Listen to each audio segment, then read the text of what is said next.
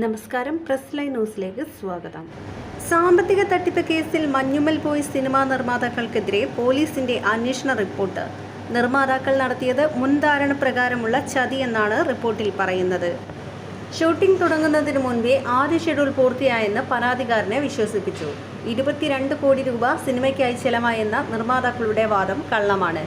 18.65 കോടി രൂപ മാത്രമാണ് നിർമ്മാണ ചെലവ്. സിനിമയ്ക്കായി നിർമ്മാതാക്കൾ 1 രൂപ പോലും മുടക്കിയിട്ടില്ലെന്നും റിപ്പോർട്ടിൽ പറയുന്നു.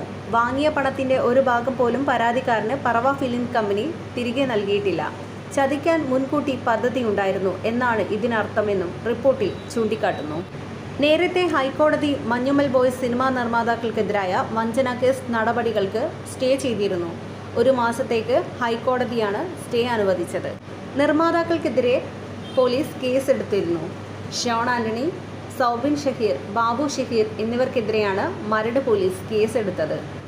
സിനിമയ്ക്കായി 7 കോടി മുടക്കി ലാഭവിഹിതം വാഗ്ദാനം ചെയ്ത് പറ്റിച്ചെന്നാണ് കേസ്. മഞ്ഞുമൽ ബോയ്സ് സിനിമാ നിർമ്മാതാക്കളുടെ ബാങ്ക് അക്കൗണ്ടുകൾ മരവിപ്പിക്കാൻ എറണാകുളം സബ് കോടതി നേരത്തെ ഉത്തരവിട്ടിരുന്നു.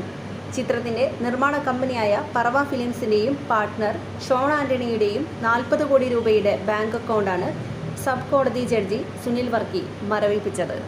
ചിത്രത്തിന്റെ നിർമ്മാണത്തിന് 7 കോടി രൂപ മുതൽ മുടക്കിയ അരൂർ സ്വദേശി സിറാജ് വലിയത്തറ ഹമീദ് സമർപ്പിച്ച ഹർജിയിലായിരുന്നു കോടതിയുടെ ഉത്തരവ്.